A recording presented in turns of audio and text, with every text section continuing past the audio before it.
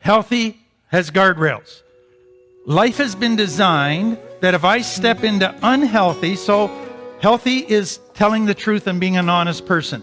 If I step into lying, into unhealthy, guess what? It has natural, painful consequences built into it. People won't trust me anymore.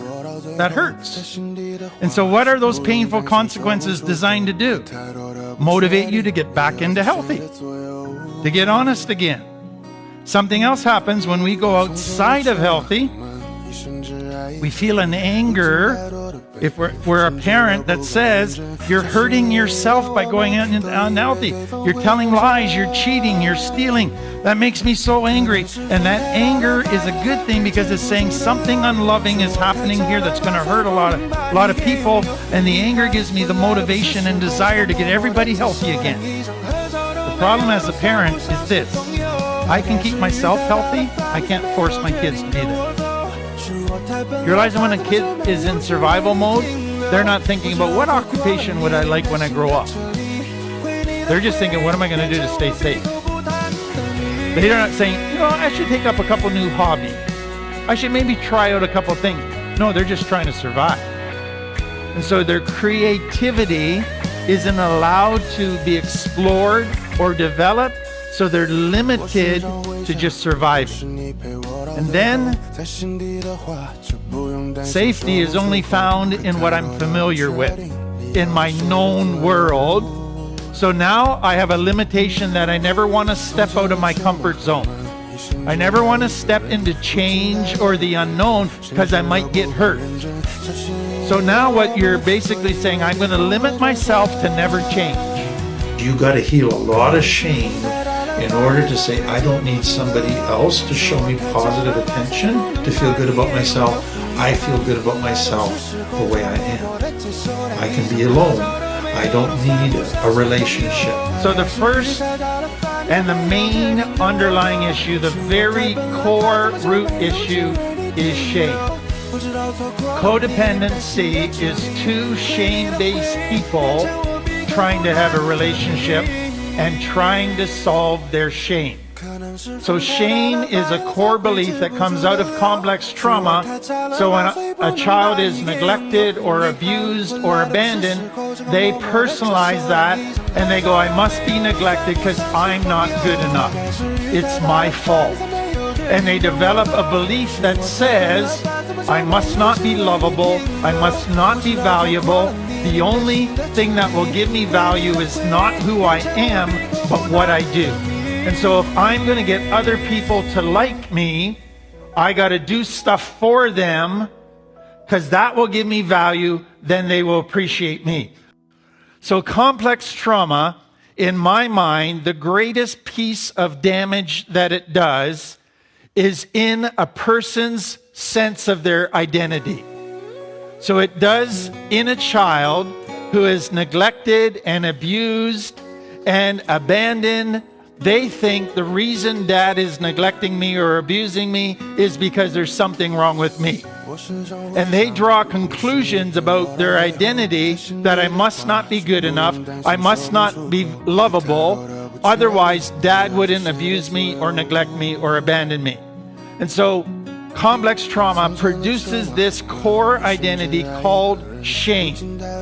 And that is what does the greatest amount of damage in my mind when it comes to understanding complex trauma. So the brain begins to develop ways of trying to get rid of that.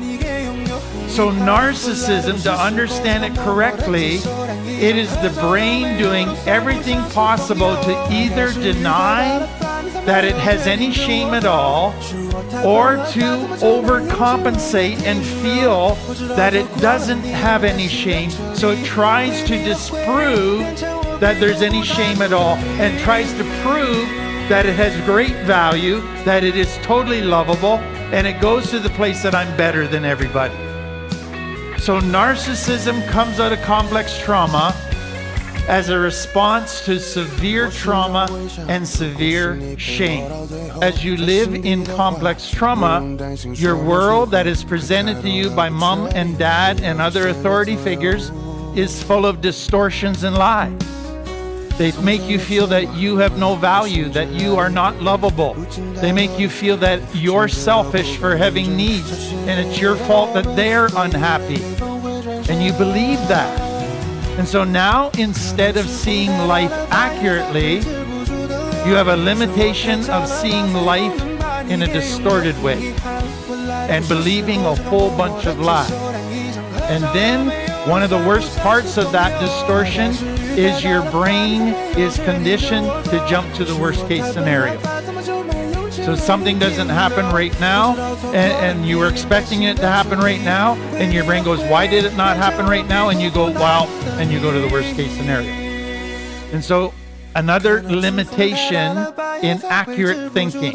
In my experience as an addictions counselor, one of the main causes of things that lead people to a relapse is they get into a relationship that is a codependent relationship, and before we know it, they have become back into kind of addicted to a person, and all of their addictive behavior and all of their old ways of doing things kick in, and before you know it, they're all messed up inside, and they end up relapsing to the drugs or alcohol. So it is a huge issue that many in recovery have to deal with if they ever want to stay clean and sober. But then I said, beyond that, I don't think codependency is properly understood until people understand the complex trauma component. Some relapse. And what I said at the very beginning is this: I've never seen anybody stay clean and sober if they don't deal with shame. Because shame will ultimately, over a period of years, train you that the only way to deal with your shame is to drink or use and numb it out. So if you think of your drinking and using, for many of you it was a solution to shame. You didn't feel like you belonged, so you drank and you felt like you're part of the group. You felt socially awkward and shy, so you drank to be the life of the party. You were trying to solve your shame with drugs and alcohol, and your brain will still want to go back there today. And that's important to be aware of. So we said that shame technically is a belief. It's not first an emotion, but we do have what we call a shame emotion, where I have a feeling of not being good enough. With that, usually comes anger at myself. So shame turns into anger at myself, and then often at the world, and I just become more irritable. For others, shame causes greater anxiety. So now I'm going around, what do people think of me? Do they think I'm stupid? Is everybody looking at me differently? Am I pretty enough? Am I smart enough? And insecurity after insecurity. And then when you go to be in a social setting, you get anxiety comes up, all because of shame. Because what shame is a core belief about yourself. And it's a core belief that is negative. It is a core belief that says, I don't think I'm good enough. I think the reason I was rejected, abandoned, abused, neglected is because I must have something wrong with me that makes me unlovable and I don't have any value. And that core belief begins to morph in all kinds of different directions and affects all your adult relationships, your coping, the messages that go on in your head, and it's all negative. And so for most people, without even realizing it, shame is one of their initial dominoes on the road to a relapse. So the earlier you can catch your pattern and stop the dominoes, the easier it will be to turn it around. If a person with complex trauma is living out of their survival toolkit and you give them all these new tools, they're going to try to use them, but they're going to go back to the survival tools. And they're not going to have healthy relationships. And so complex trauma prevents healthy adult relationships. Doesn't make them impossible, because you can heal those wounds, you can heal that shame, you can learn healthy tools eventually. Before you can use the healthy tools, you first have to heal the shame and the wounds. And if you don't deal with your wounds and your deep issues, it doesn't matter how many tools you have, you still won't have healthy relationships. So healthy relationships begins with healing yourself. What I find in dealing with people is they want to end the relationship, but really they're afraid to end it. So the reason they don't end it is fear. All kinds of fears. Number one, fear of being judged. If you get a divorce, what will all the people think? Many are afraid of being alone. They can't stand being alone, but many are afraid that this is another failure in my relationship life. I may never get a relationship that's healthy. And then many people say, I can't break up because I'll hurt their feelings. So their concern is hurting the feelings of the other person. So what I say to them, you would rather hurt yourself? Third one, many people have an idea that love is always sweet, kind, just be nice to people, all of that stuff. You never get angry. That is very unloving in their mind. I don't know if you've been a parent for very long, but if you're sweet to your kids constantly and you never have to be harsh or say no, then you're not probably a very good parent, because we all need a tough side to love. If we don't have a tough side, we will just keep pushing the boundary to see what we can get away with. And if you're still sweet and nice to us and cleaning up after us, we will begin using you and abusing you as long as you'll put up with it. So love has to have a tough side and a gentle soft side in order to be a whole package love. So I want to give you 5 common misconceptions that people have that cause them to stay in relationships when it should have been ended a long time ago. Number 1, love means you make sacrifices for people. You have put your needs aside at times in order to meet their needs. That is a wonderful definition of love. But in an intimate relationship or a friendship, both have to be living by that definition. If you're the only one making sacrifices and serving, and the other's not doing any of that, that is not love to continue in that. Because what you're doing is enabling them to stay immature and irresponsible and selfish, and you're giving up all your needs and doing all the sacrificing. That will eventually make you sick. So the brain begins to develop ways of trying to get rid of that. So narcissism, to understand it correctly, it is the brain doing everything possible to either deny that it has any shame at all, or to overcompensate and feel that it doesn't have any shame. So it tries to disprove that there's any shame at all, and tries to prove that it has great value, that it is totally lovable, and it goes to the place that I'm better than everybody.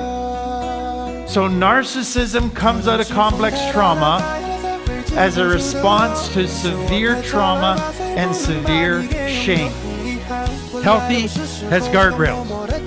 Life has been designed that if I step into unhealthy, so healthy is telling the truth and being an honest person.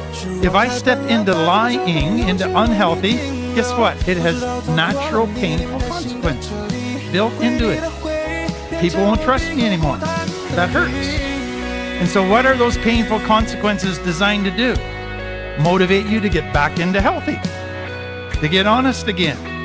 Something else happens when we go outside of healthy. We feel an anger if we're a parent that says you're hurting yourself by going into unhealthy. You're telling lies, you're cheating, you're stealing. That makes me so angry. And that anger is a good thing because it's saying something unloving is happening here that's going to hurt a lot of people. And the anger gives me the motivation and desire to get everybody healthy again. The problem as a parent is this. I can keep myself healthy. I can't force my kids to be there.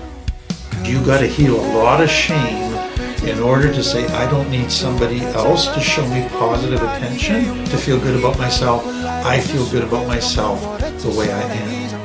I can be alone. I don't need a relationship. There's a part of your brain called the mid-frontal cortex, right in the center of the front of your brain, and its job is what they call flexible response. So let's say that tomorrow you have to get 4 different jobs done.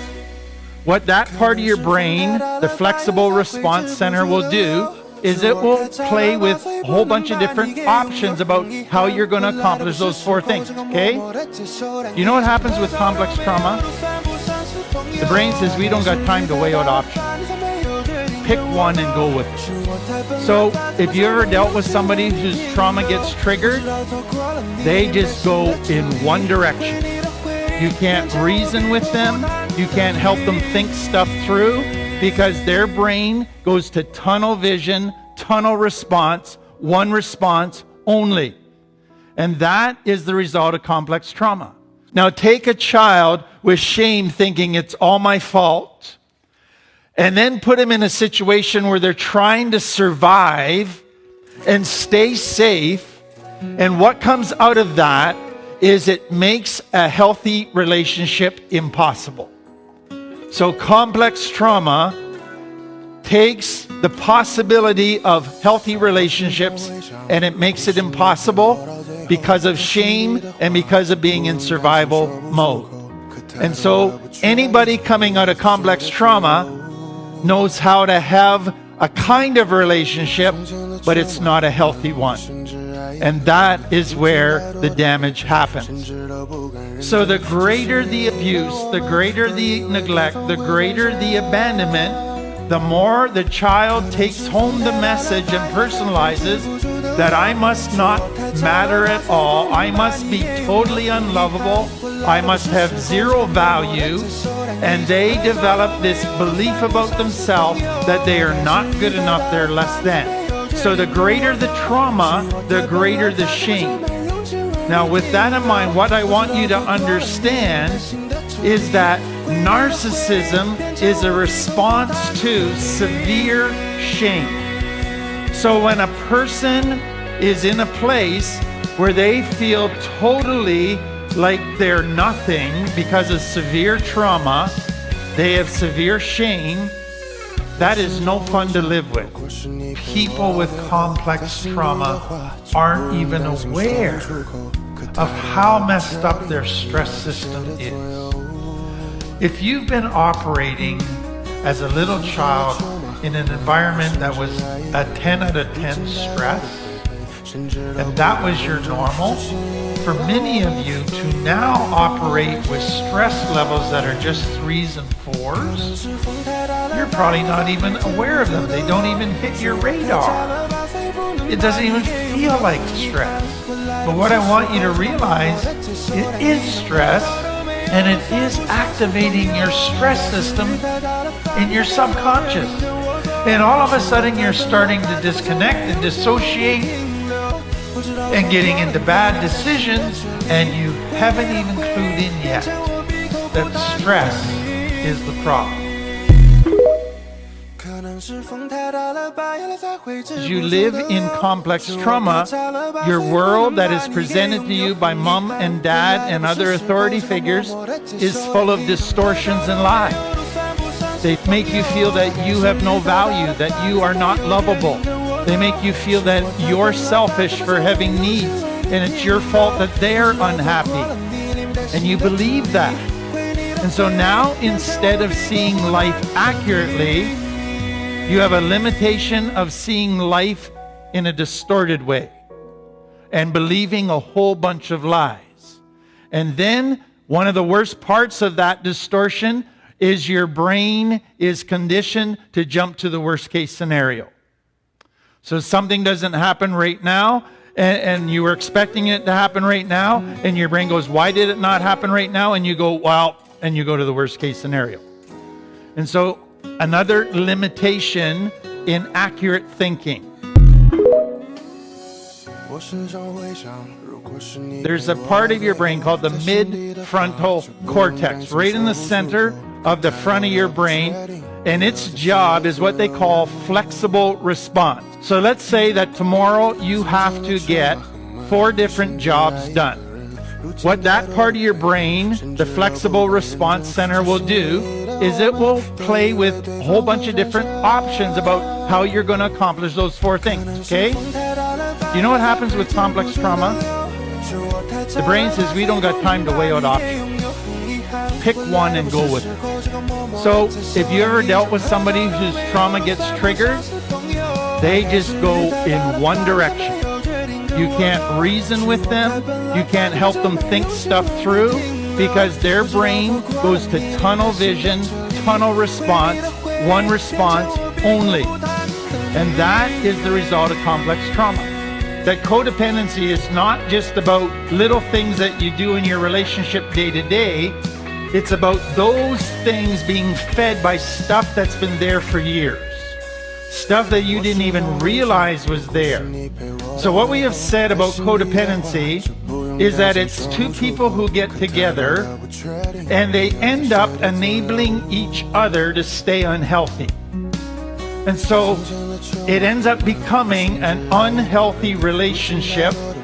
But the reality is it was unhealthy from the get-go because both people came in with underlying issues that caused them to be unhealthy and to relate in an unhealthy way. And so we have to go back and look at the underlying issues that need to change.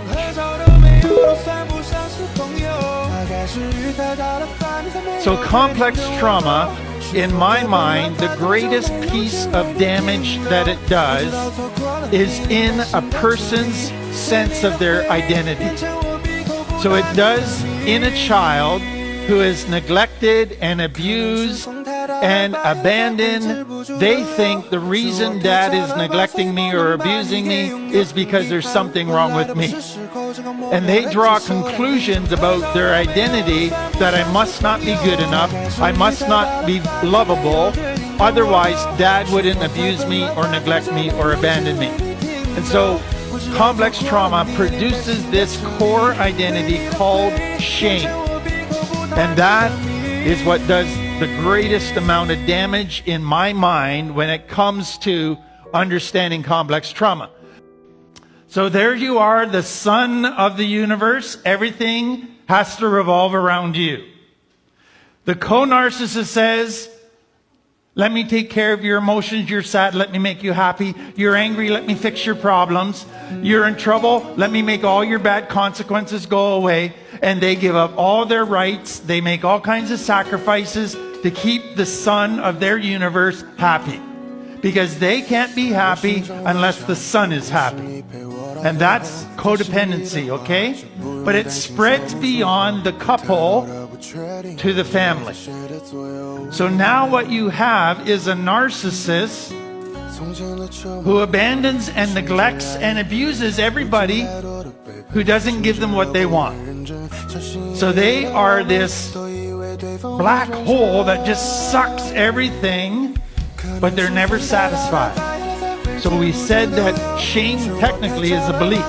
It's not first an emotion, but we do have what we call shame emotion, where I have a feeling of not being good enough. With that usually comes anger at myself. So shame turns into anger at myself, and then often at the world, and I just become more irritable.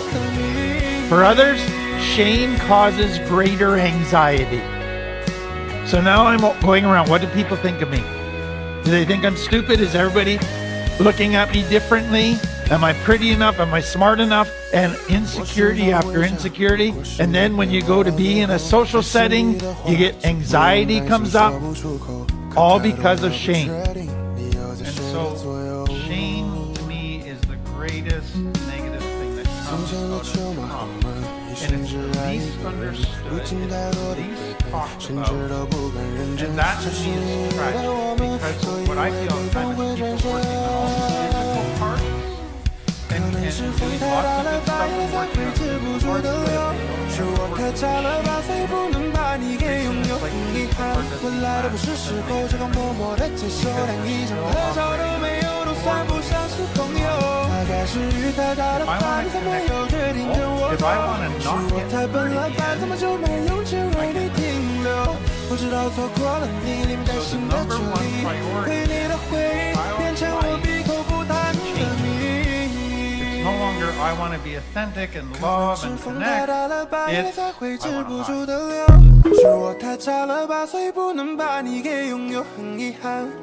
hide. Growing and changing in healthy ways can actually trigger shame. And that's important to understand, because what's going to happen when you take the steps to begin to heal and grow is you're actually going to trigger shame, and that's going to make you want to pull back. And so you've got to push yourself through that to keep on growing. Another one, somebody comes over for a visit and they didn't announce that they were coming, and your house is a mess, your sink is overflowing with dishes, and that triggers your shame. Or you get a family get together and brother 1 is a doctor, brother 2 is an engineer, brother 3 is a lawyer, and what are you, a drug addict? Or you get with your friends and they're talking about all their kids are going to university and getting these really good jobs, and they ask you what your kid's doing. They're in detox. Once your shame is triggered, how long can you sit in it before you get into a really dark place? And for many people, it's not very long. Some, if they don't get out of that shame within a day or two, it is lights out. That's how powerful and that's how serious it can be. So remember this, part of why we're doing this is so you become aware that the longer you stay stuck in shame, the darker it takes you in your head. The darker the place you go in your actions. And that is a very dangerous thing.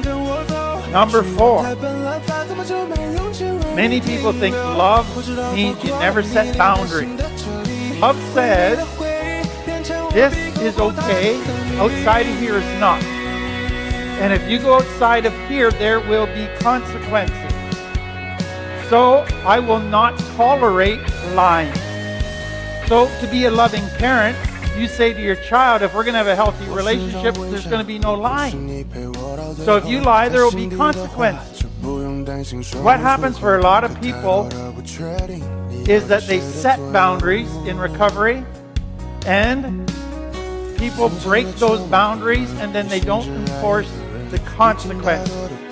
So it's important to understand, it's number 1, necessary to set boundaries, but number 2, it's just as important to enforce the boundaries. Third one, many people have an idea that love is always sweet, kind, just be nice to people, all of that stuff. You never get angry. That is very unloving in their mind. I don't know if you've been a parent for very long, but if you're sweet to your kids constantly and you never have to be harsh or say no, then you're not probably a very good parent. Because we all need a tough side to love. If we don't have a tough side, we will just keep pushing the boundary to see what we can get away with. And if you're still sweet and nice to us and cleaning up after us, we will begin using you and abusing you as long as you'll put up with it. So love has to have a tough side and a gentle, soft side in order to be a whole package love.